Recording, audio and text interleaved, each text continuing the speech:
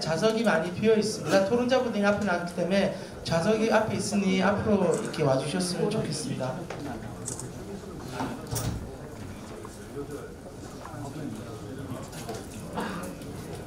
네, 그러면 바로 토론회를 진행할 수 있도록 하겠습니다. 2부 토론회는 그 저장이신 장영기 교수님께 마이크를 넘기겠습니다. 부탁드리겠습니다. 이제 2부 토론 시작하도록 하겠습니다. 인사는 앞에 했기 때문에 생략을 하고 시간이 사실은 많지가 않은 데 비해서 참여율기는 높은 것 같아서 최대한 그 시간 절약을 위해서 바로 지정 토론에 들어가도록 하겠습니다. 지정 토론은 6분입니다. 제가 한 분당 5분씩 해서 할 얘기들이 많으시겠지만 5분씩 해서 6분 지정 토론을 듣고요. 순서는 우리 발표 자료에 나온 순서대로 하되 환경부의 김종률 대기정책관한테는 보충 설명을 할 기회를 드리기 위해서 맨 뒤에 지정 토론 기회를 드리도록 하고 지정 토론이 끝나면 가급적이면 프로에 계신 분들의 많은 의견을 듣도록 그렇게 하겠습니다. 자, 그러면 먼저 아주대 김수태 교수님 부탁드립니다. 네, 안녕하십니까. 아주대학교 김수태입니다. 첫 스타트를 잘 끊어야 되는데 그리고 이건 좀 안 되겠습니다. 오늘 그 토론회 제목이 결국엔 미세먼지 비상 저감 대책이 효과가 있느냐, 그러니까 무엇이 최선인가, 결국에는 이게 필요한지, 만약에 필요하다면 어떻게 가져가는 것이 과연 효과적인지가 가장 키 이슈인 것 같고요. 그래서 시간이 5분이기 때문에 제가 뭐 말씀드릴 내용을 몇 가지 적어봤는데 시간 되는 대로만 간단히 말씀드리겠습니다. 요즘에 미세먼지, 아까 발제자인 독창경 교수님께서도 많은 말씀하셨지만 이 특성이 조금 바뀌는 것 같습니다. 상당히 고농도가 발생하면서 이 날짜 수로, 기간 수로 봤을 때는 상당히 길어지는 특성을 보이고 있습니다. 아마 우리나라에서 나쁨, 매우 나쁨, 뭐 미세먼지 우리 예보 등급을 하고 있는데요. 나쁨 정도 상당히 자주 나타나는데 나쁨 정도가 한 3일, 4일, 5일 이렇게 지속되는 경우가 좀 빈번히 발생하고 있다는 것이 상당히 저는 저희가 심각한 미세먼지 문제를 당면하고 있지 않나라고 생각이 되고요. 결국에는 이런 것들이 물론 배출량의 문제일 수 있지만 어떤 기후라든가 기상의 영향이 상당히 지배적이라고 생각이 됩니다. 그래서 결국에는 이 미세먼지 저감 대책이 사실은 어떻게 보면 이거는 단기 처방에 가까운 어떤 대책인데요. 이것들이 과연 필요한가를 말씀드리면 저는 필요하다고 봅니다. 그 이유는 저희가 한 3일, 4일, 한 오랫동안 고농도 미세먼지가 발생하게 되면 처음에는 물론 이제 중국으로나 어떤 북한이나 해외 유입 요인이 상당히 크지만 후반부로 가면 갈수록 국내 요인이 지배적으로 나타나게 됩니다. 결국엔 이렇게 후반부에 국내 요인이 지배적으로 나타날 경우에 우리가 비상 저감 대책을 통해서 배출량을 줄일 수 있다면 그 효과는 분명히 나타날 수 있을 거라고 생각이 되고요. 또 하나는 이 비상저감 대책이라는 것이 어떤 도시 규모의 일정한 농도를 낮추는 거에도 효과가 있지만 어떤 통행량이 많은 교차로라든가 우리가 버스의 중심차, 중앙차로라든가 이런 데서 시민들이 노출되는 부분에도 상당히 저희가 영향을 줄 수 있을 거라고 생각이 됩니다. 다만 지금 저희가 지난주 몇 차례 시행된 경우에는 조금 참여율이라든가 어떤 배출량 저감이 상당히 좀 미비했던 것은 사실인 것 같습니다. 그래서 이런 것들을 저희가 좀 더 많이 시민들이 공감대를 통해서 참여를 해야 되는데요. 물론 이제 의무화를 하는 것도 있지만 저는 그보다는 시민들이 자발적으로 참여를 할 수 있도록 많은 교육과 홍보가 필요하지 않나라고 생각합니다. 만약에 의무를 주게 되면 자동차를 통해서 저희가 많은 부분을 정말로 해결할 수 있는 정도의 만족할 만한 수준의 어떤 저감이 이루어질 수 있다면 그 한 가지를 의무로 할 수 있겠지만 문제는 그렇지 않다라고 저는 판단이 되고요. 상당 부분이 물론 이제 관에서 주도하는 어떤 그 이부제라든가 공공기관에 대한 배출량 저감에 대한 효과도 있지만 사업장에 대한 부분들이 상당히 큰 부분을 차지하고 있고 또 하나는 우리나라의 미세먼지 발생 특성상 원인을 파악하기가 상당히 어렵고 아까 송창근 박사님께서 줄일 수 있는 어떤 방안들을 모두 강구해야 된다고 말씀하셨는데요. 결국에는 어떻게 보면 티끌모아 태산인 것처럼 아주 작은 부분들이 모여서 큰 미세먼지 고농도를 유발하는 것 같습니다. 그 부분의 많은 부분에 민간 부분이 상당히 포함이 되어 있고요. 이런 부분들을 어떻게 강제하거나 의무화하는 걸 상당히 어렵다라고 저는 생각이 됩니다. 그래서 이런 미세먼지가 고농도가 발생할 때 비상저감 대책이 필요한 것은 사실이나 지금처럼 약간 배출량 저감으로는 우리가 만족할 만한 수준을 성과를 거두기는 상당히 어렵다고 생각하고요. 이거를 개선하기 위해서는 조금 폭과 깊이를 넓혀야 된다고 저는 이렇게 말씀을 드리는데 결국에는 저희가 어떤 참여하는 지자체라든가 국민의 수를 좀 높이는 그런 방향으로 가야 될 것 같고요. 그리고 교통 쪽에 오늘 많이 포커싱이 맞춰져 있는데 사실 교통에서 배출량을 줄인다는 것은 질소산화물이 이제 질산염으로 변해서 미세먼지가 되는데 그 부분이 차지하는 부분을 저희가 이제 줄임으로써 미세먼지 총 농도를 줄이는 것으로 저희가 이제 대책을 마련하고 있는데요. 미세먼지 성분을 보면 이 질산염만 차지하는 건 아닙니다. 다른 부분도 분명히 있습니다. 비산먼지라든가 그리고 요즘에 이제 조금 관심을 갖고 있는 암모니아라든가 다른 쪽에 대해서도 저희가 살펴봐야 되고요. 다만 많은 재원과 물론 세금이 소요되기 때문에 상당히 쉽지 않은 문제지만 이러한 많은 세수가 사용되기 때문에 저희가 조금 더 과학적인 근거를 좀 마련하고 조금 그런 것들이 지속적으로 좀 분석될 수 있어야 한다고 생각이 됩니다. 그래서 미세먼지가 그리고 이제 아까 발제자께서 말씀하셨지만 오전에는 좋았는데 오후에는 나빠졌고 그러면 그때 발령해야 말아야 되는 이런 문제가 있고 또 하나는 예보의 측면에서 봤을 때는 오늘은 발령을 해야 되는데 내일은 발령하지 말아야 되고 또 모레는 발령해야 되고요. 이런 경우가 있습니다. 그래서 저는 날짜별 발령을 하는 것보다는 고농도 미세먼지가 예측되는 기간에 대한 어떤 저감 대책을 마련하는 것이 중요하지 않나. 그리고 저희가 농도가 이미 올라간 상태에서 이제 저희가 줄이려고 하거든요. 근데 예를 들면요, 장마철에 댐에 이제 물이 차 있는데 저희가 댐이 만수위가 되기 전에 물을 어느 정도 내보내야 되지 않겠습니까? 마찬가지로 이미 미세먼지가 고농도가 올라갔을 때부터 저희가 줄이기 시작하면요, 늦습니다. 장마가 오기 전에 댐의 수위를 낮춰야 되는 것처럼 저희가 고농도 미세먼지가 장기간 예보가 되게 되면 적어도 한 3일 전부터는 그런 조치가 취해져야지만 저는 그런 게 가능하다고 보고요. 그런 측면에서 예보가 사실 조금 80이냐 81이냐에 따라서 나쁨 매우 나쁨 이런 경우를 잘 못 맞추는 경우가 있는데요. 결국에 보면 예보에서 말하는 것도 시점의 문제가 있고 강도의 문제는 있지만 결국에서 예보에서 나쁨이나 매우 나쁨이 온다 그러면 정말 옵니다. 그래서 예보에서 할 수 있는 정보는 그 정도라고 생각이 되고요. 그런 어떤 특별한 에피소드, 특별한 사례가 지속이 유지가 된다면 그거를 미리 적어도 한 3일 전부터 이런 조치를 취해서 국민들이 정말로 어떤 노출에 최소화할 수 있는 어떤 그런 대책이 마련이 되는 거고요. 다만 이런 것들이 1년에 몇 번 발생될지 이런 것들이 문제가 될 수가 있습니다. 그래서 그런 것들도 앞으로 기후 변화라든가 중국의 배출량 변화 같은 것들을 좀 감안을 해서 그런 것들을 미리 좀 예측을 해서 그런 에피소드적인 어떤 비상대감 저감 조치를 취하는 것이 현실적인 방안이지 않을까 이렇게 말씀드리겠습니다. 이상입니다. 감사합니다. 네, 수고하셨습니다. 네, 정의는 나중에 하도록 하고 바로 두 번째 토론으로 넘어가겠습니다. 서울환경운동연합의 이세걸 시장님. 예, 발표 자료 잘 들었고요. 아까 이제 시민하고 언론 반응에 대해서 이제 말씀해 주셨는데 세 가지로 말씀해 주신 것 같아요. 일단은 실효성에 대해 가지고 이제 말씀하시면서 지금 차량 이부제, 공공기관 중심의 차량 이부제에 한계가 있다 이런 지적들이 있으셨고, 그리고 지금 정부의 대책을 좀 적극적인 대책을 요구한다는 내용도 있었고요. 그다음에 중국에 대한 얘기도 있었던 것 같습니다.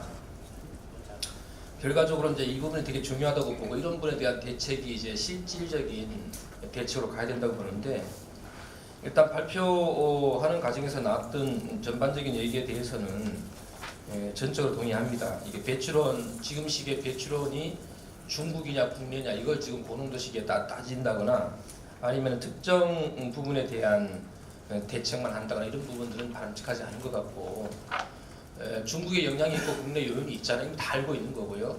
시기에 맞게 적절한 대책을 세워야 된다고 봅니다.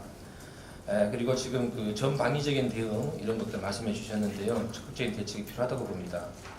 근데 이제 실제 지금 제도와 관련해 가지고 약간의 정비가 필요할 것 같아요. 지금 강병원 의원님께서 아주 이제 선도적으로 이제 미세먼지 관련 법을 준비하고 계신데 기존의 대기와 관련된 법은 한 3가지가 있습니다. 다 아시겠지만 그런데 이제 자동차 관리법이라고 지금 있는데 자동차 관리법에서는 대기오염이 이제 발생했을 때 국토부 장관이 이 국무회의 심의를 거쳐 가지고 이제 공고할 수 있게 돼 있어요. 이런 부분이 하나 있고 그다음에 지금 대기환경 보존법 같은 경우에는 경고 발령과 관련해 가지고 이제 시도지사가 할 수 있게 돼 있는데 이런 부분에 대한 좀 정리가 필요할 것 같아요. 이게 상호 충돌이 가능할 수 있기 때문에 지금은 어느 법을 가지고도 다 가능하다고 봅니다만 그럼에도 불구하고 지금 국토부가 가지고 있는 자동차 관리법하고 또 환경부가 가지고 있는 대기환경 보존법 가에 실제 이제 현장에서 이제 충돌이 있을 수 있기 때문에 그런 부분에 대해서 좀 점검이 필요하다고 보고요. 미세먼지 관리 이 점검 특별법 이제 시행이 되는 그런 시기에 이런 법들이 전체적으로 좀 정리가 됐으면 좋겠습니다. 여하튼 국민들 입장에서는 실질적으로 시행되는 게 대단히 중요한데 만들어 놓고 이제 여러 가지 법적인 충돌이라든가 또 기준 자체에 애매한 게 있어가지고 이런 것들이 현장에서 제대로 진행되지 않을 때 여러 가지 문제가 발생할 수 있다고 봅니다. 한번 점검이 필요할 것 같고요. 그리고 지금까지의 미세먼지 대기 대책은 수도권 중심이었습니다. 그래서 최근에 많은 얘기가 나오고 있는데 아시겠지만은 이미 이제 서울의 공기가 전국적으로 어떻게 보면 제일 좋다고도 할 수 있는 거거든요. 지금 소위 해서 전북, 청주 이런 데 보면은 대단히 미세먼지 농도가 심각해요. 최근 상황을 보면. 그래서 지금의 대책은 서울 수도권 중심의 대책이 아니고 오히려 전국적인 대책으로 가야 된다. 이게 이제 전체 고농도 대책에 반영이 돼야 된다고 보고요. 저희가 수도권 중심으로 얘기하는 것도 반죽하지 않다. 현재 대기 상태가 대책이 좀 반영이 됐으면 좋겠습니다. 그리고 지금 그 공공 부분의 그 대책 중심에 대한 한계를 많이 지적을 했는데 민간까지 확대하는 거는 적극적으로 이제 찬성을 하고요. 그리고 지금 그 강제 규정까지 이제 말씀하셨는데 필요하다고 봅니다. 각종 여론조사를 해 보면은 차량 이부제, 특히 고농도시의 차량 이부제 참여와 관련해 가지고는 국민들이 상당 부분 호응을 하고 있다고 보고 좀 더 부족하면 이제 설득의 과정이 필요하다고 봅니다. 이게 지금 우리가 지금 미세먼지를 1급 발암물질로 얘기한 지가 벌써 막 그 수년째인데 또 국가가 재난을 인식하고 있고 법을 강화하고 있고 이런 부분을 고려해서 충분히 국민들한테 설득도 가능하다고 보고요. 근데 이게 지금 그 민간까지 확대하는 건 좋은데 아까 이제 몇 번 말씀하셨지만 고농도 시기에 특별한 대책이 필요한 것은 사실이지만은 사전에 고농도 시기를 막기 위한 대책이 더 중요하겠죠. 그래서 지금 차량 이부제 같은 경우에도 일상적인 차량 이부제 월화수목금토 뭐 이런 거는 아주 적극적으로 검토해봐야 되겠지만 이런 것들을 검토해봐야 되겠지만은 지금 새 정부 들어가지고 지금 화력발전소와 관련한 대책이 봄철 가동 중단이 있어요. 3월부터 6월 사이에. 그러니까 미세먼지가 많이 발생할 것이 예상되는 시기, 또 전력 수요에 크게 문제가 없는 시기, 이런 시기에 화력발전소와 관련된 대책들이 있는데 소위 얘기해서 이제 차량과 관련해서도 차량 이부제와 관련해서도 특정 시기에 우리가 이제 평창 때 하자고도 말씀하셨지만은 좀 더 넓혀가지고 봄철, 겨울에서 봄 넘어오는 시기에 일정 정도 시기 동안 사전 예방 차원에서 차량 이부제도 검토해 볼 수 있는 거 아니냐 이런 좀 제안을 드려보고요. 그리고 이제 민감층에 대한 여하튼 고농도시가 대단히 중요하잖아요. 미세먼지는 지금 뭐 매일 발생을 하고 있는 거고 특히 고농도시에 이제 대책이 필요한데 저는 모든 기준이 여하튼 지금 민감 계층, 민감군, 그러니까 소위 얘기해서 사회적으로 이제 방어력이 좀 부족한 계층들, 어린이, 노약자 이런 분들 포함해서 그런 부분들에 대한 대책이 기본이 돼야 된다고 봅니다. 물론 민간군에 대한 대책이 따로 있고 또 일반인에 대한 또 대책이 따로 있을 수 있지만 복잡하게 그렇게 갈 수도 있고 철저히 민간군에 대한 기준을 중심으로 해가지고 대책을 좀 적극적으로 강화하는 방안도 필요한 거 아니냐 이런 말씀을 좀 드리고 싶고요.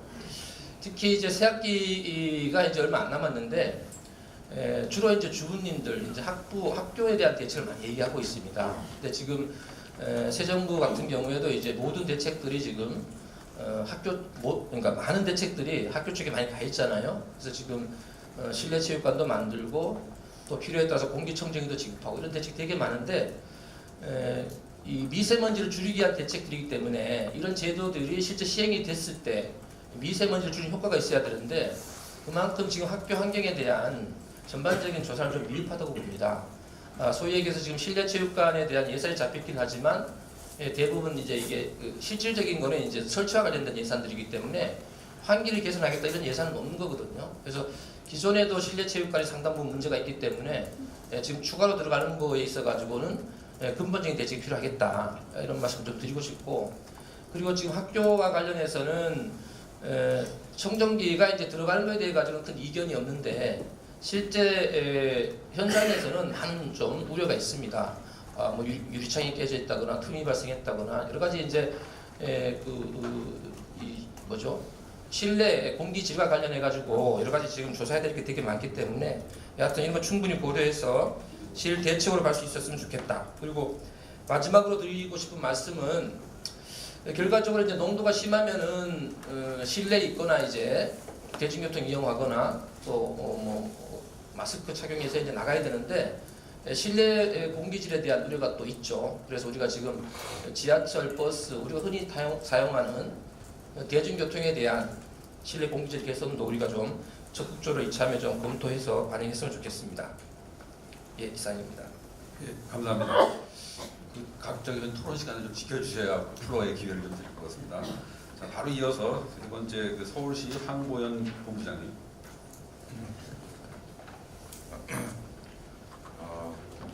이 자리에서 제가 뭘 말씀드릴까 고민이 좀 되는데요. 너무 많은 주제이기 때문에 한번 전체적인 대책을 한번 훑어보겠습니다. 그러니까 미세먼지에 대한 대책들이 없다, 원인이 불투명하다 그러는데 그건 정직한 표현이 아닙니다. 알고 있습니다. 미세먼지에 대한 대책은 그 평상시 상시 대책과 미래에 대한 장기 투자 대책 그리고 비상시 대책으로 구분돼요. 그럼 상시 대책은 원인원별 분석을 하면 됩니다. 이게 인벤토리 분석인데 서울의 경우에는 37% 그러니까 25%의 원인이 자동차에서 나옵니다. 경유차 중심으로. 그리고 12% 정도가 우리 그 건설기계 5종에서 나옵니다.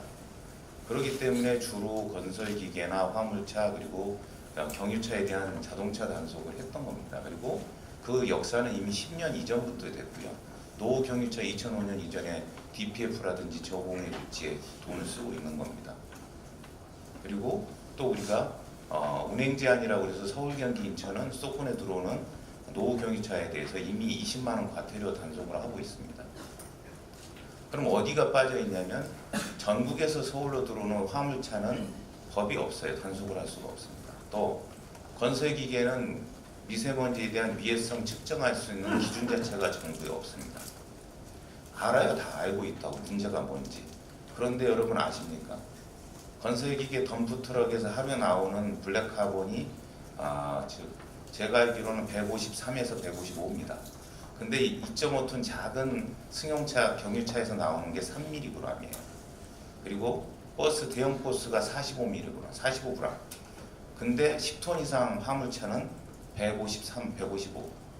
그럼 어디를 잡아야 되겠습니까? 화물차하고 건설기계죠. 건설기계는 하루 종일 공회전을 하고 있습니다. 건설 현장에서. 그런데 법이 없어요. 단속 규정이 없어요. 그러면서 국민들한테 할 방법이 없다는 겁니다. 안타깝죠.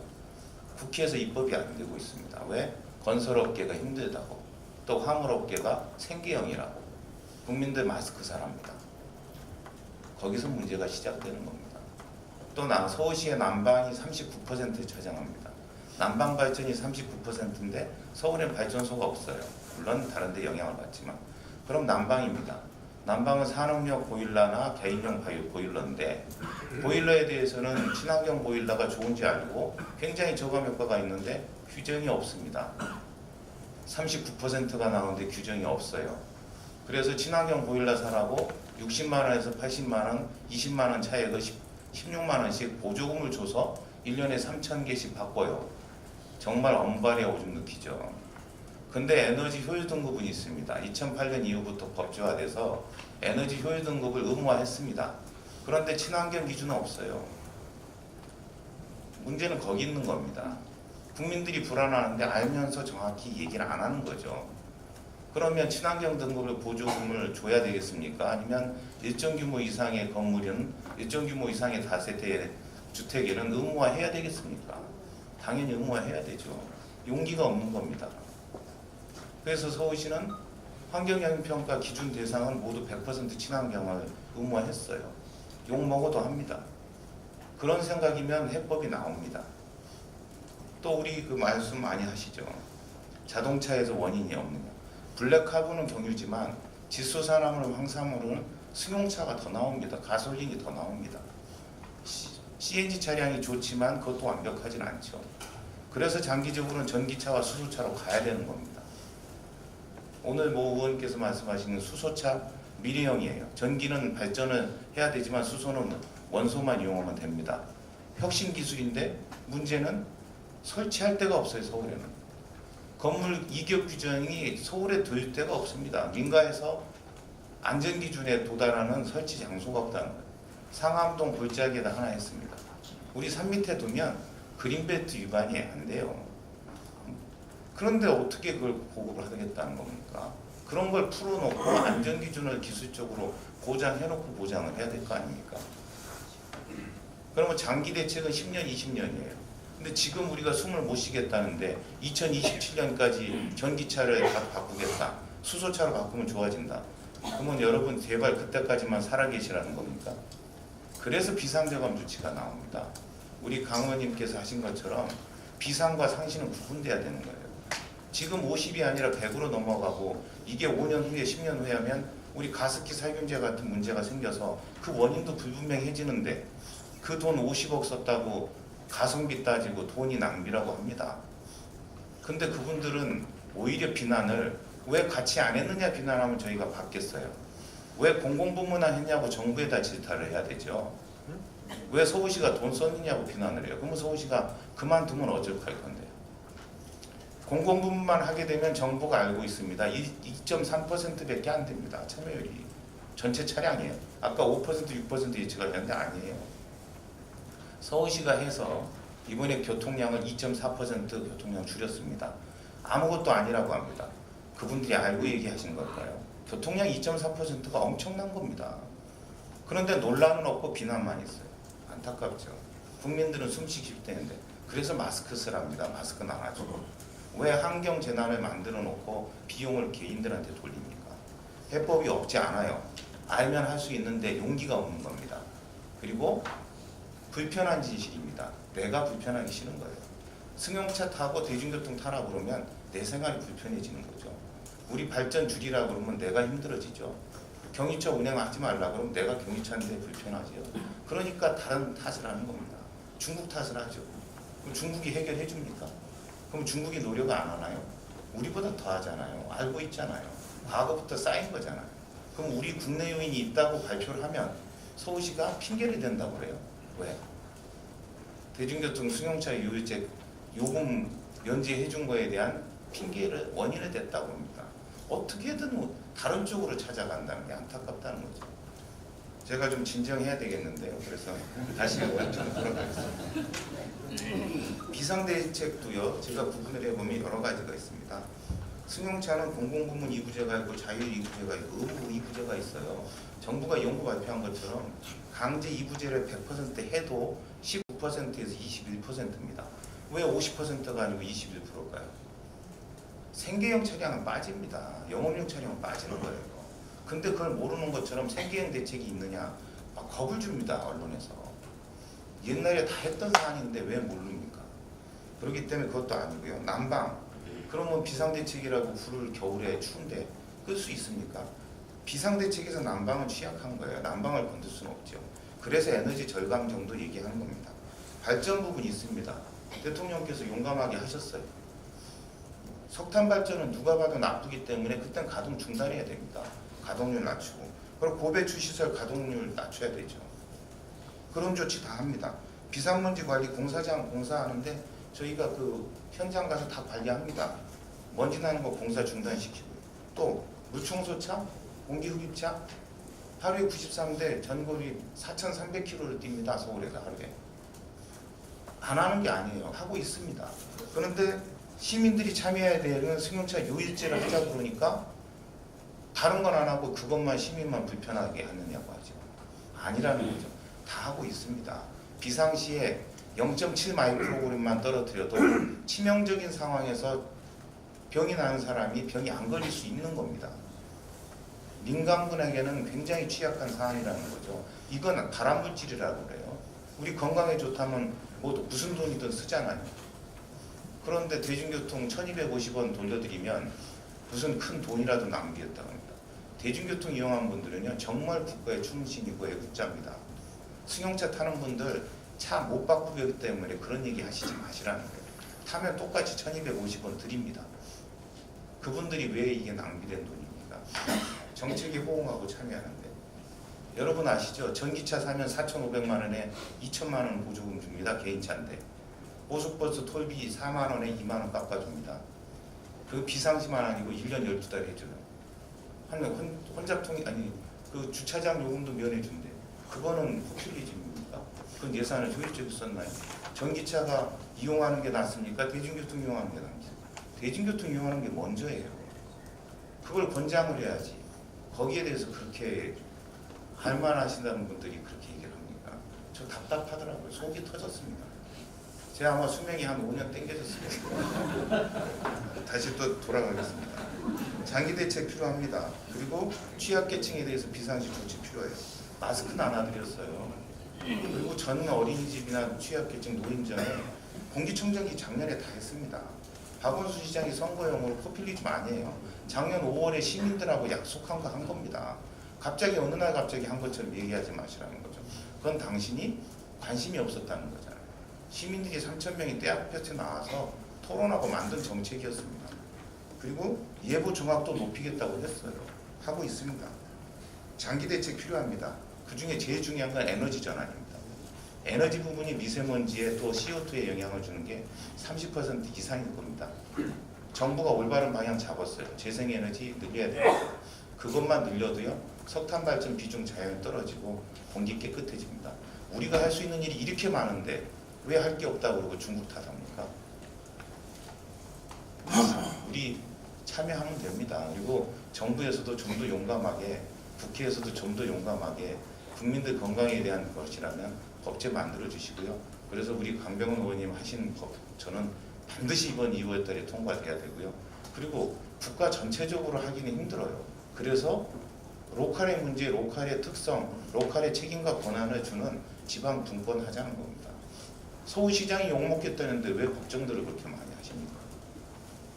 그래서 할 수 있는 조치, 경기도 지사님이 할 수 있는 게 있고 인천시장님이 할 수 있는 게 있잖아요. 그럼 정부는 걱정만 하지 말고 지방자치단체 아직도 걸음마당에 어린애 취급하지 말고 권한과 책임 내려주세요. 전국적인 기준만 정비해서 갖고 계시면 됩니다. 경청해 주셔서 고맙습니다. 지자체 순서로 넘어가니까 현장 목소리가 많이 나오는 것 같아서 제가 중간에 끊지를 못했습니다. 자, 이어서 인천시의 이상범 국장님. 네, 인천광역시 환경녹지국장 이상범입니다. 옆에 본부장님이 너무 열반을 토해서 제가 쫄았습니다. 저희 인천시에는 이제 GCF 기구가 있습니다. 아시는 바와 같이 GCF는 지구 온난화 문제를 논의하고 있는 기구이고 여기서는 이제 저희가 전 대통령 때 이제 유치한 국제기구고 대한민국에 있는 가장 큰 국제기구입니다. 지구 온난화 문제는 지금 아시는 것처럼 여러 차례 논의를 통해서 작년 같은 경우에 이제 재작년이죠. 파리에서 2.5도씨로 낮춰야 된다라고 얘기했고 거기서 또 수정 의견으로 1.5도씨로 지구 온도를 그 선에서 방어를 해야 된다라는 얘기를 했습니다. 이게 다 과학에 근거했었던 논의지 않습니까? 그 이론적 배경부터 계속 전 세계 과학자들이 논의를 통해서 이게 인위적인 것이다라는 거였죠. 그리고 이제 올해 이제 1.5도씨로 가는 리포트가 인천에서 10월달에 IPCC 총회를 통해서 이제 채택이 될 걸로 되어 있습니다. 그런데 미국에서 대통령이 바뀌면서 또 갑자기 변화가 있었죠. 트럼프 대통령은 그게 아니다라고 하면서 거기서 탈퇴를 선언하고 공약으로 했습니다. 갑자기 정치가 껴버렸어요. 자국의 이익을 위해서 이제 이런 것을 했습니다. 그러니까 미국이 갑자기 전체적으로 보면 난감해졌습니다. 여기에 참여하고 있는 미국 대표들이 어떻게 해야 될지를 몰라요. 그런데 전 세계 다른 국가들은 1.5도씨로 다 가고 있어요. 미국이 그러거나 말거나. 그래서 GCF 기구는 어쨌든 지구 온난화를 통해서 이제 간다는 이런 내용으로 가고 있습니다. 그러니까 제가 말씀드리고 싶은 것은 이게 정책이 과학에 근거해야 됩니다. 그래야지 합리적 과학적 베이스가 있어야 이게 일을 할 수 있고 거기에 따른 대책과 처방을 낼 수 있습니다. 미세먼지도 같은 맥락이라고 생각합니다. 원인과 이에 대한 대책이 있어야 된다. 이런 맥락이죠. 그래서 계속 저희가 원론적으로 얘기하고 있습니다만은 원인에 따른 대책이 다 다른다. 이런 얘기를 다 하고 있습니다. 뭐 비상시대도 있고 뭐 평상시에서도 있을 때 그 원인과 대책은 다 다를 수 있겠죠. 인천시의 입장을 말씀드리겠습니다. 인천시는 사실 15년까지만 해도 국가 기준을 못 맞추고 있었어요. 지금 국가 기준 PM10 50이고 PM2.5 25인데 15년까지도 못 맞췄습니다. 그래서 저희 시에서 이것도 못 맞추고 있으면 문제가 있다 그래서 비상대책을 세웠습니다. 2020 미세먼지 종합대책을 세웠고 이게 아마 전 시도 중에 특광역시 중에서 최초로 세운, 그다음에 우리의 발생 원인이 뭐고 이것에 대한 대응책은 어떤 걸 할 수 있을까라는 것에 대해서 대응자책을 세웠고 그것을 착실히 수행한 결과 지금 둘 다 감축이 돼서 53에서 지금 작년에는 17년에는 이제 46으로 줄었고 29까지 갔던 PM2.5가 이제 25 국가 기준으로 들어왔습니다. 말씀드리고 싶은 것은 이게 그 지역에 맞는 대책은 따로 있다는 겁니다. 아시는 것처럼 저희 인천시에는 항만이 있습니다. 그 다음에 공항이 있습니다. 그 다음에 수도권 멜지 공사가 있습니다. 한국가스공사가 있습니다. 있다는 것 자체에 연상돼야 되는 게 뭐냐면 여기 배가 항상 정박하고 있고 바다에서 떼고 있다는 거예요. 그 벙커시우 같은 것이 항상 있습니다. 눈에 저희는 안 보이죠. 육지에 있으면. 그리고 항구에서 왔다 갔다 화물트럭이 다 다닙니다. 공항이 있습니다. 그 많은 자랑하는 공항이 있는데 비행기도 많이 하늘에서 떠다니지만 공항을 왔다 갔다 하는 대중교통이 다 여기를 통과하고 있습니다. 근데 다 인천시에서 지금 거기에 오염물질이지 않습니까? 게다가 발전소가 9개나 있습니다. 그거 알고 계십니까? 인천에 발전소가 9개가 있습니다. 자, 여기서 인천에서 필요한 그 이상이 지금 공급을 다 수도권으로 하고 있습니다. 이런 원인이 다 다르기 때문에 저희가 강조하는 원인도 달라지게 되는 거죠. 그러면 저희 시가 원하는 것은 이러한 발생 원에 대해서 비중이 높은 것에다가 집중할 수밖에 없습니다. 여력이 있으면 한정된 자원과 예산과 일적 여력이 있으면 저희가 집중할 때는 이것입니다. 근데 또 사실 이제 이게 정부 정책에 좌우되는 게 많습니다. 발전을 어떻게 저희가 자주하지 못하니까 인천시에서 했던 것은 이 4개의 주요 공사들하고의 시하고의 자율적 감축 협약을 맺었습니다.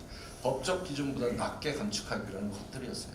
그런 것들에 대해서 자율적으로 더 많이 감량 목표를 정해서 해왔고 또 아까 말씀드린 것처럼 에너지 그 발전사들하고 또 이렇게 자율적 감축 협약을 맺어서 해왔습니다.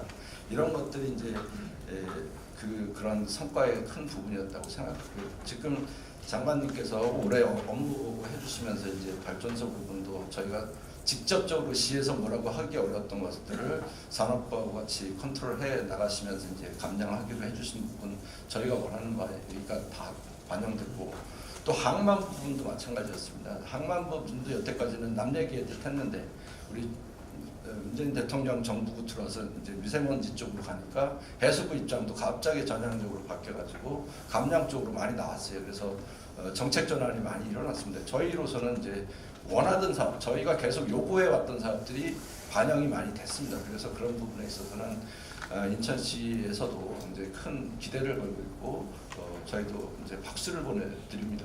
그리고 끝으로 이제 저희가 드리고 싶은 말씀은 장관님께서 말씀하셨는데 각 지자체별로다가 발생 원인이 다르기 때문에 그에 대한 지방정부의 자율성 부분도 중요하고 권한 이양도 있겠다라는 말씀이 저는 또 중요하다고 생각합니다.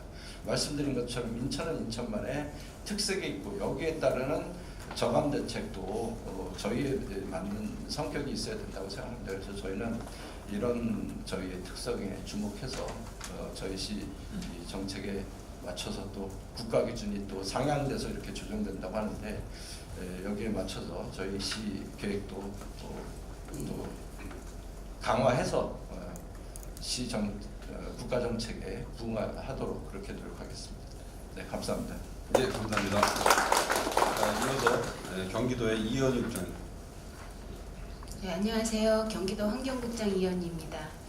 서울과 인천에 뒤이어서 하려고 하니까 중복되는 내용들이 좀 있는 것 같습니다. 제도나 뭐 이런 것들에 대한 중복 문제는 시간학상 제가 좀 정리를 좀 하는 걸로 하고요.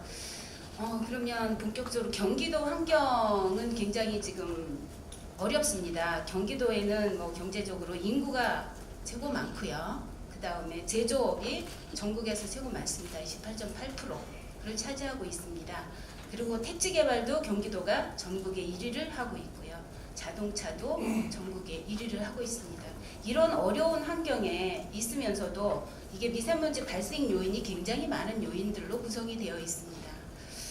또한 지리적으로도 편서평 지역에 위치하고 있어서 중국에서 넘어오는 미세먼지와 충남 화력발전소에서 오는 미세먼지들로 인하여 경기도는 미세먼지가 굉장히 어려운 여건에 처하고 있습니다.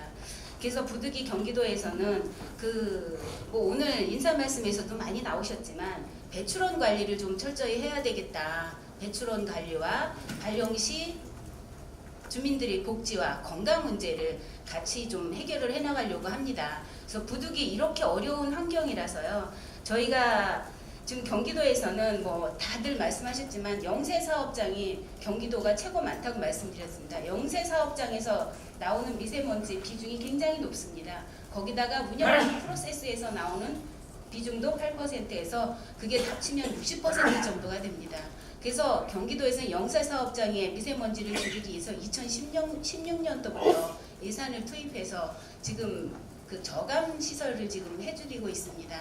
그런데 그게 비용이 자부담이라는 비용이 들어가기 때문에 원인자 부담 때문에 자부담이라는 비용이 들어가기 때문에 굉장히 좀 어려운 여건입니다. 그래서 그게 저희가 영세사업장을 지금 16년부터 17년까지 100억을 투입을 해서 지금 175개를 시설을 교체했고요.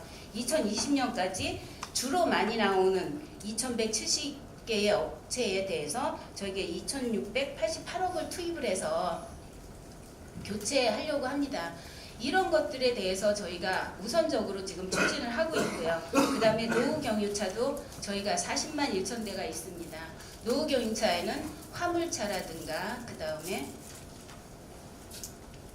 RV, 노후 경유차, 그 다음에 승합차, 버스, 자가용 이런 식으로 지금 농도가 나오고 있습니다. 그래서 저희는 그 화물차를 5만 1,000대가 있는데요. 그거를 내년도까지 다 저감장치든 변환시설을 해드리려고 하고 있습니다. 그리고 또 하나는 전기차를 저희가 확대를 좀 많이 합니다. 그래서 친환경차로다가 2020년대까지 5만 대를 하고요. 더불어서 충전기 시설도 오픈 플랫폼 형식으로 저희가 해나가서 2020년대 1만 3천 기를 설치를 하고자 합니다. 또 어린이집에 통학 차량이 다 승합차로 구성이 되어 있습니다. 그런 차들도 저희가 우선적으로 바꿔주는 그런 정책을 지금 실시를 하고 있습니다. 아울러서 경기도는 저희가 차량도 많고 면적도 넓다고 제가 말씀을 드렸습니다. 그거와 관련해서 경기도에는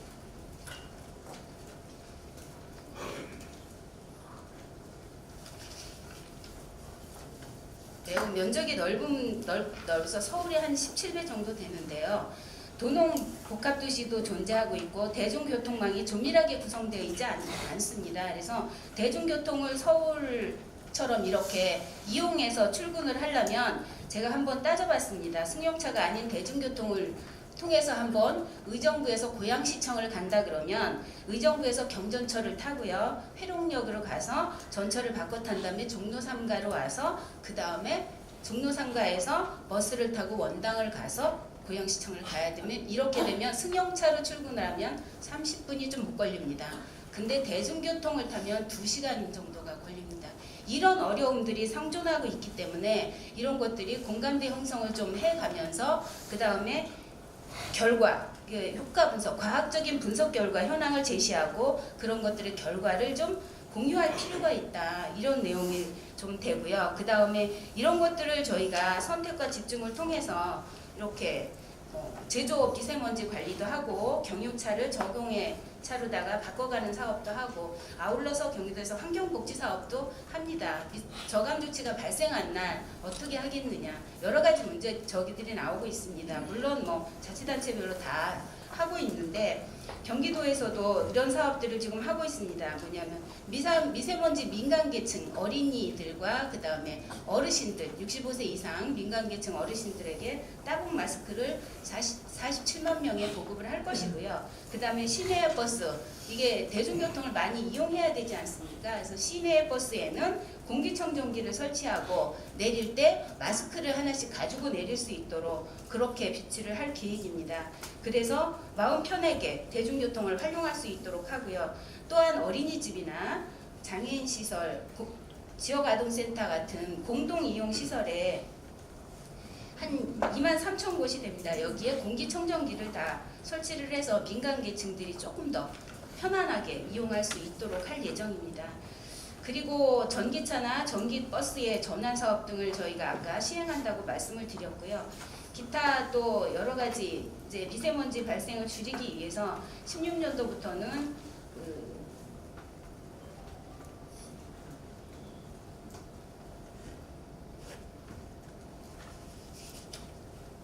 프리미엄 버스를 이용해서 좀 이제 출근 시간대 저희가 서울의 수도권에 진입하거나 주요 포스트를 주로 연결하는 그런 버스 확대 정책을 펼치려고 생각하고 있습니다. 이런 여러 가지 정책들을 하는데 지금 무엇이 제일 필요하냐면 미세먼지 배출원 부분은 국가가 근본적이고 장기적인 저감 대책을 좀 수립을 해주시고요. 그 다음에 그에 따라서 각 지방자치단체에서는 정부와 함께 같이 미세먼지를 줄이는데 저희가 더 노력을 해야 될 것 같습니다. 아울러서 이런 여러 가지 정책들을 좀 꾸준히 지속 가능하게 펼치기 위해서는 지속 가능한 정책에 반영되는 예산이 지원을 돼야 될 것 같습니다. 그래서 국비가 많이 지원이 돼야 이런 것들이 좀 노력이 많이 되어질 수 있을 것 같습니다.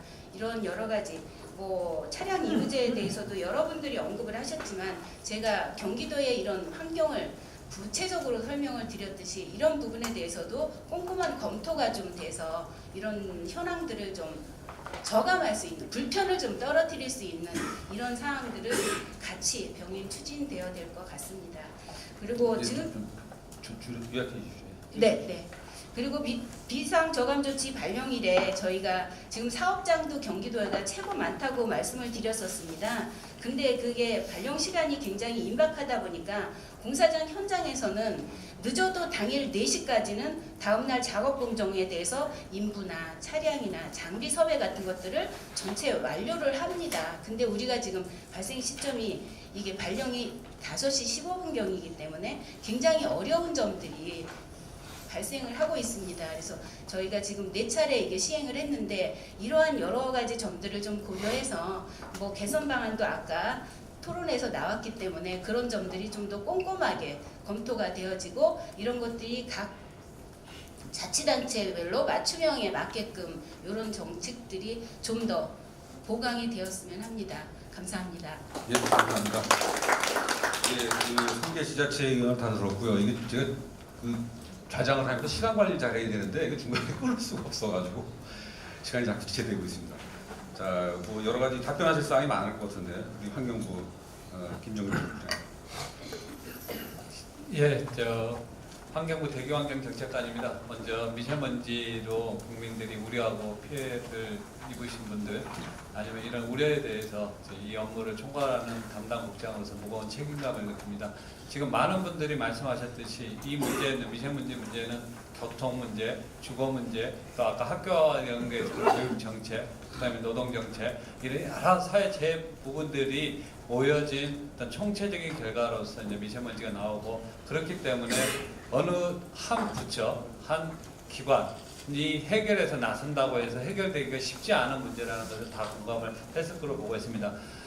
고농도 미세먼지가 발생했을 때 정부가 무엇을 할 수 있을 것인가를 이런 고민들을 작년도에 저희 전임자들이 했었고 그렇다고 하면 공공부문이라도 수도권 상계 지자체 공공부문이라도 우리가 솔선수범해서 공공기관 임직원들이 불편하더라도 차량 이부제도 하고 공공기관이 운영하는 사업장에 대해서는 뭔가 좀 줄이는 노력을 하자 이렇게 환경부와 상계 지자체가 작년도에 의기투합을 한 겁니다. 법률적 근거가 부족합니다. 지금은 대기환경보전법 8조에 대기환경 주의보라든지 예보 이 수준이 있는데 비상저감 조치에 대한 어떤 근거라든지 이런 부분들은 없는데 우리가 한번 해보면서 이런 어떤 공공부문의 한계가 있지만 이런 한계들을 어떻게 극복할 것인가는 시행을 하면서 개선해 나가자고 작년에 합의했고 금년도에 시행을 하면서 역시 공공부문만으로 한계가 있다는 것이 다 공감을 하고 있고 어떻게 확대할 것인가 어떻게 꼼꼼하게 디자인할 것인가 이런 부분들이 남아있고 법률적으로는 좀 더 지역의 권한을 더 지역 실정에 맞는 정책을 하기 위한 어떤 권한을 주는 문제 그리고 이부제를 하든 안 하든 그러한 부분들을 할 수 있는 어떤 근거들 이런 부분들이 좀 뒷받침이 필요하다는 것이 또 공론인 것 같습니다. 이제 그런 방향으로 가야 되겠다고 생각하고요. 저희 이제 우리 환경부에서는 그렇다고 하면 아까 저기 패널 전문가가 지적했듯이 청주라든지 경북이라든지 부산 지역 이런 데는 또 도외시할 것인가 그런 부분들에 있어서 전국적으로 이러한 부분들을 같이 고민할 필요가 있지 않느냐 이런 생각들을 하고 있고 그런 측면에서 이제 다음 주에는 전국 시도 이제 환경국장님들을 회의를 해서 지역에서 이 문제를 어떻게 바라보고 어떻게 확대할 것인가를 좀 논의를 하려고 하고 있습니다. 그리고 비상 그리고 지금 오늘 말씀해 주신 부분들은 저희가 개선 방안에 만들어서 단기적으로 해야 될 부분들은 단기적으로 좀 반영을 하고 장기적으로 해야 될 부분들은 좀 검토를 해서 검토를 하겠다 말씀드리고 여러분들이 말씀하셨듯이 이 사항은 이 비상 평상시에 아까 배출원이라든지 원인조사라든지 예보 예측이라든지 국외협력이라든지 배출원 자감들 이런 것은 평상시에 계속 프로그램을 가지고 하고 있고 그렇지만 이 비상시에서는 뭔가 다양하고 국민들 모두가 참여할 수 있는 어떤 조치가 필요하고 그런 부분에 있어서 어떻게 국민들의 지혜와 공감대를 형성해서 끌어낼 것인가가 저희한테 정책당국한테 주어진 목인데 그러한 부분에 있어서는 길을 열고 의견을 많이 듣도록 하겠습니다. 마지막으로 제가 이제 환경부 근무한 지 94년부터 근무를 했습니다.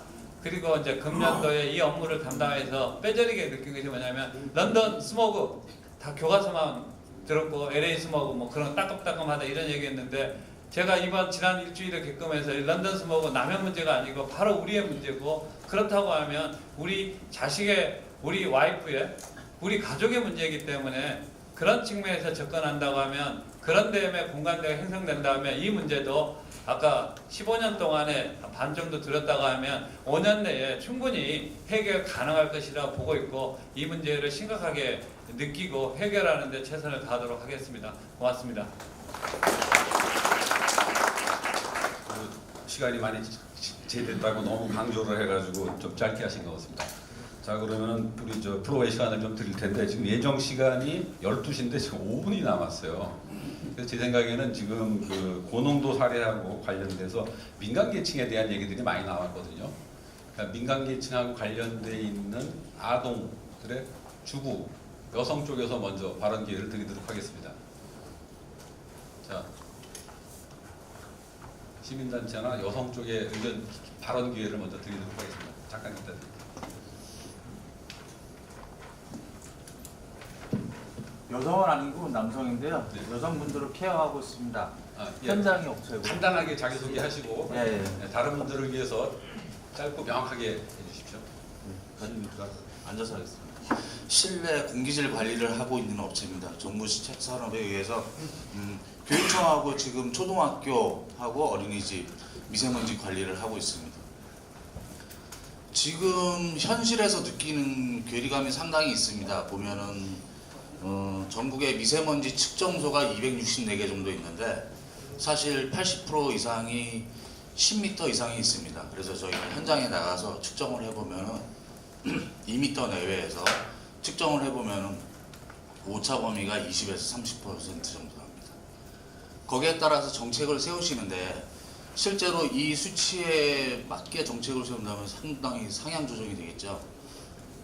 그리고 여러분들 보시면 좀 이제 나른하고 졸리신 거 있을 거예요. 정책도 보면 복잡 다양하게 좀 이루어져야 된다고 보는데 우리가 성인이 보통 하루에 한 2만 리터 정도의 호흡을 하는데 여기서 내뱉는 이산화탄소도 상당합니다. 그래서 정부가 이제 권고하는 그런 것들을 보면 뭐 공기청정기 주고 뭐 주고 여기에서 이렇게 해라 하는데 사실은 그렇지 않거든요. 실내외에 복잡 다양한 그런 것들을 솔루션을 제공해야 되는 부분도 있습니다. 그래서 가장 기본적인 측정 그 범위부터 그 수치를 낮추려면은 그 측정소부터 좀 개선이 이루어져야 된다고 보는데 그거 어떻게 생각하시는지 궁금하네요.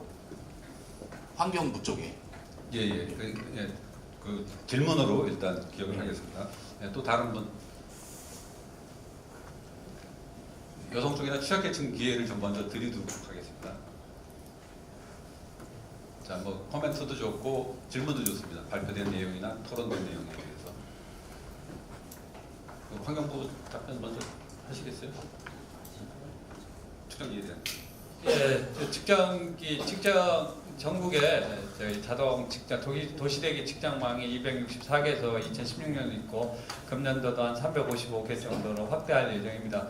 일부 저희가 권장하는 높이는 한 10m까지 이렇게 요청하고 있고 특별한 사유가 있을 경우는 뭐 20m 이상 초과도 할 수 있는데 하여튼 금년도에 저희가 규정을 거쳐서 20m 이하로 하고 가능한 한 새로 설치된 거 10m 이하로 해라 이렇게 요청을 하고 있고 기존에 있는 10m에서 20m 사이에 대해서는 하여튼 저희가 한번 우리 송옥지 의원실이랑 함께 조사를 했더니 PM10 같은 경우는 밑에 부분이 조금 높게 나오고 위에는 좀 낮고 무게 때문에 PM2.5는 거의 상관성을 높이에 따라 상관성이 없었던 부분들이 있는데 그러한 부분들을 국민 눈높이에 높여서 계속적으로 개선해 나가려고 하고 있다 이렇게 말씀드리겠습니다.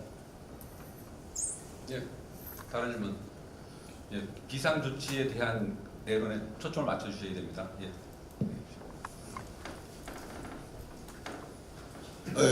미세먼지 지금은 저 작가고요. 이름 백종호입니다. 미세먼지 해결만은 간단합니다. 사고 방식을 좀 바꾸고 좀 창의적으로 하면 아주 간단하게 되는 겁니다. 그럼 어떻게 방법이 있는지 제가 말씀드릴게요. 공기청정기가 꼭 실내에 있어야 된다는 생각을 버리고 실내 공기청정기를 대량으로 홍보하면 됩니다. 지금 국회의사당도 공기가 나쁘면 저 한가운데 공기청정기를 설치하면 되고요. 특히 큰 건물의 밑에는 꼭 필수적으로 가렵고 옥상에도 넣고요. 이게 불가능하다고 생각하시면 제가 수학적으로 증명을 해드릴게요. 중국은 10km/제곱미터 지역을 곱게 막게 하는 공기청정기를 설치했는데 이 용량이 어느 정도 되는가 하면은 종로 상가에서 이하에 입구까지 됩니다. 그런데 여기서 성공한 결과 중국은 10km의 3배 되는 공기청정기를 설명한다 그럽니다. 그런데 우리는 그런 면적이 없죠. 그렇게 큰 넓이를 공기청정기를 할 수 없는데 공기청정기를 건물마다 그리고 또 어떻게 공사 현장마다 설치하는 게 더 효율적입니다. 남이 하는 걸 따라할 필요 없고요. 우리 실정에 맞게 더 효율적으로 할 수 있으니까요. 공기청정기를 이렇게 설치하면은 절대로 실패할 리가 없습니다. 그리고 설치하는 만큼 그 효과가 나타나고 하니까 좀 사고를 전환해가지고 공기청정기 지금 여기 공기청정기 없잖아요. 공기청정기를 임대도 놓고 다 공기청정기를 하면 됩니다. 그런데 왜 어떤 또 장점이 있느냐면 미세먼지가 있는 날에는 저 차량을 2부지에 있다가 3부지에 있다가 공기가 맑으면 안 하고 그렇게 해가지고는 불평이 생기고요. 특히 전기가 앞으로 이런 4차 산업과의 공기청정기한테 굉장히 많이 필요합니다. 근데 10태 요점만 명확하게 태양열 발전이나 이렇게 다른 분들 포함된 이해를 생각을 위해서. 보내야 됩니다. 네. 요점은 전달이 됐다고 생각을 합니다. 예, 다른 분. 마이크 좀 전달해 주시겠어요? 네, 저는 마이크 없이 하겠습니다. 안학부 최상입니다. 저희 가정에서 쓰고 있는 LPG, LNG, 기타 이런 가스가 타고 남은 초미세먼지 대책을 어떻게 하고 있는가 제가 그 얘기를 못 들었습니다. 그래서 보편적으로 가정 주부님들이 밖에 나와서 마스크를 쓰고 계십니다. 근데 가정에서 조리할 때 쓰는 LPG 그 타고 남는 미세먼지가 사람한테 유해하다고 합니다. 그래서 그 방법에 대해서 좀 얘기를 해주십시오. 지금은 비상조치에 대한 그 토론이기 때문에 비상조치에 대한 초점을 좀 맞추셔서 해주셨으면 좋겠어요. 혹시 뭐 간단하게 코멘트 드릴 좀 없으면 다른 게 개인적으로 답변 드릴 수 있는 부분이 있으면 더 드리도록 하겠습니다. 자, 한 분 더 플로 기회를 드리고 뒤쪽에 자기소개 간단하게 하고 짧게 명확하게 해주십시오. 뒤에 마이크 전달해주세요. 안녕하세요. 저는 우평구 불광동에 사는 초등학교 저학년 엄마인데요. 미세먼지가 나쁨일 때는 이제 항상 아침마다 일기예보를 보긴 하는데 그 엄마들이 맞벌이 부부들이 참 많아요. 그럼 아이들에 대한 날씨 정보나 이런 거를 못 보고 학교로 보낼 때가 있어요. 그러면은 그 마스크를 준비하지 못해서 보내는 엄마들이 많이 있거든요. 그러면 이제 유치원이나 이제 초등학교 쪽에는 이제 그런 의무적으로 그 마스크를 공급해 줄 수 있는 대책이라든가 이런 게 있어야 되지 않을까 생각되는데 여기에 대해서 어떻게 생각하시는지 말씀 좀 해주십시오. 마스크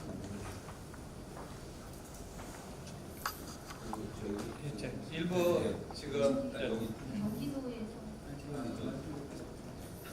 지역 이런 부분들은 이제 지역 실정에 맞게 지자체 장이 판단해서 하고 있는데 이제 마스크 공급 같은 경우는 이제 저희가 이제 중앙부처에서 파악하기로 한 5개 시도 서울 경기 몇 개 시도에 5개 시도 경북 이런 데서는 하고 있는데 전체 학교 전체 뭐 유치원 요원에까지 가는지는 조금 차이가 있지 않을까 싶습니다.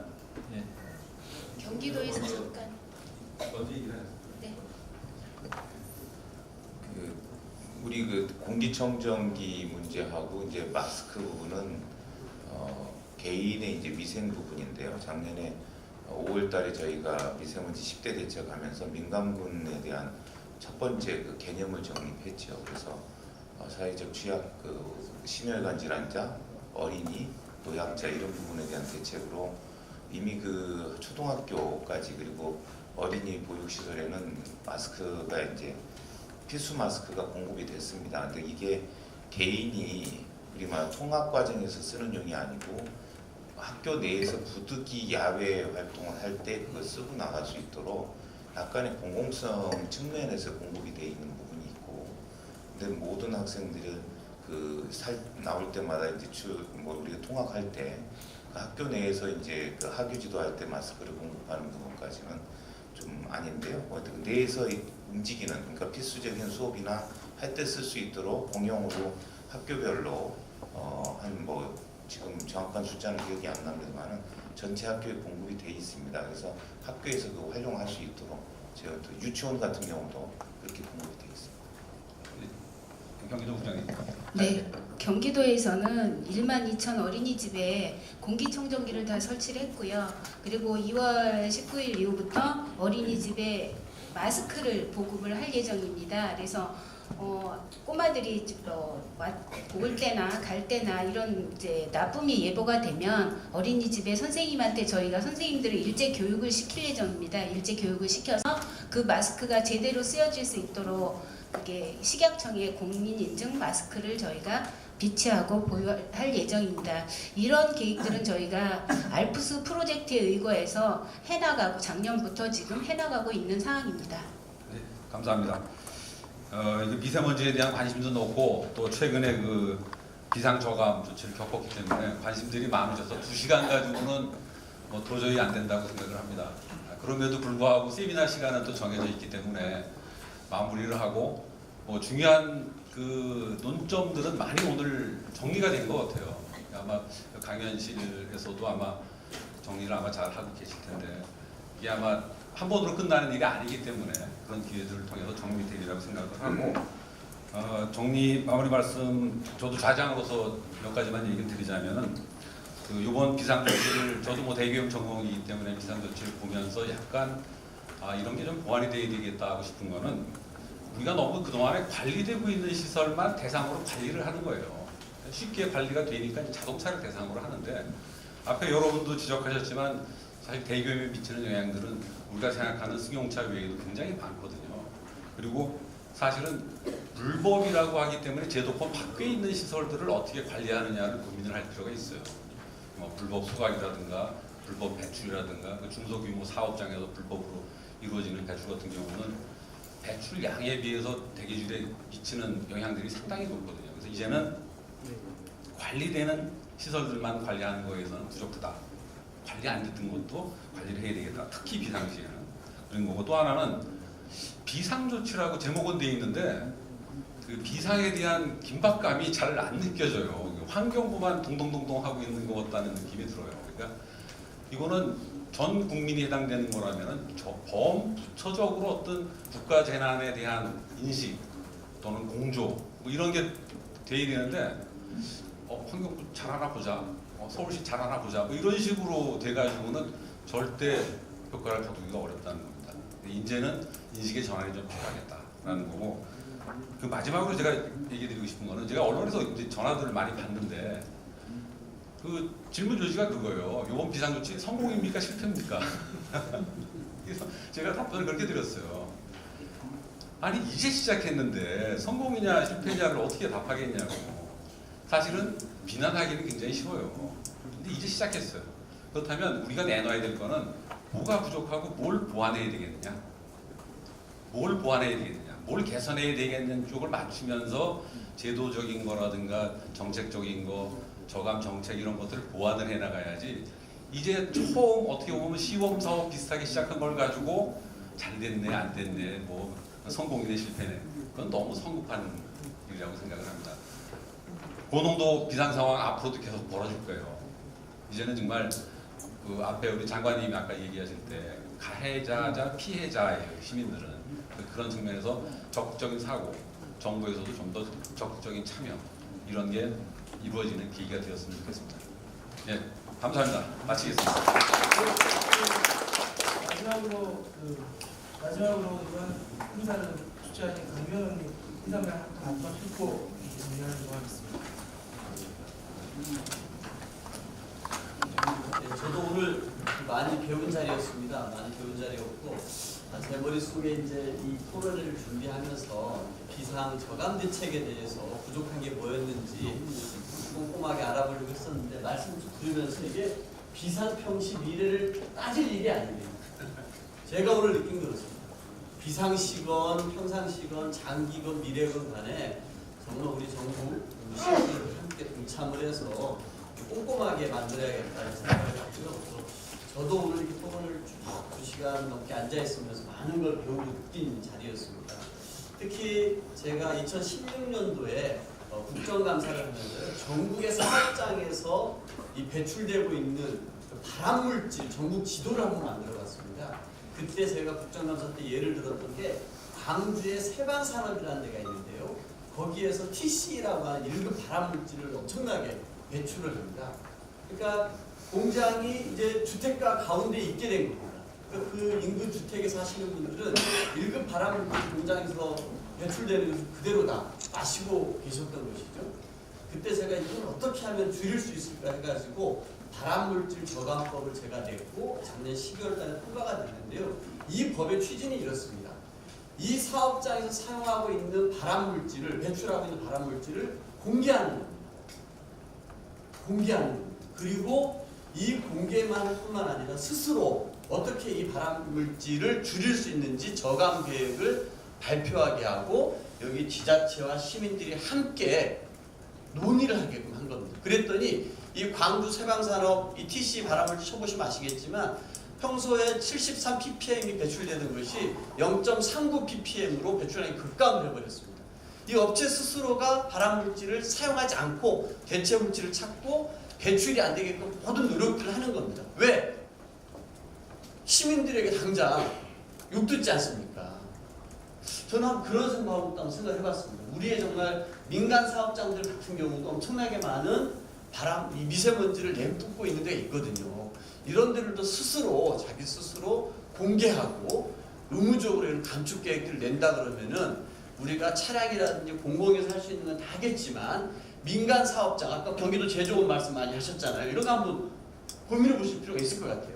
큰 사업장들이나 이런 부분에서 스스로 우리는 미세먼지를 이렇게 많이 배출하고 있습니다. 그런데 몇 년 동안 이러이러한 계획으로 줄여나가겠습니다라고 하는 것들을 지자체와 시민단체가 함께 머리를 맞대서 이 미세먼지 배출 저감 계획을 세운다라 그러면은 우리 국민적인 참여들도 일어날 수 있지 않겠나 이런 생각이 듭니다. 오늘 장시간 이 토론에 참여해 주신 여러분들께 진심으로 감사드리고 또 사회 발제 토론해 주신 모든 분들께 감사드립니다.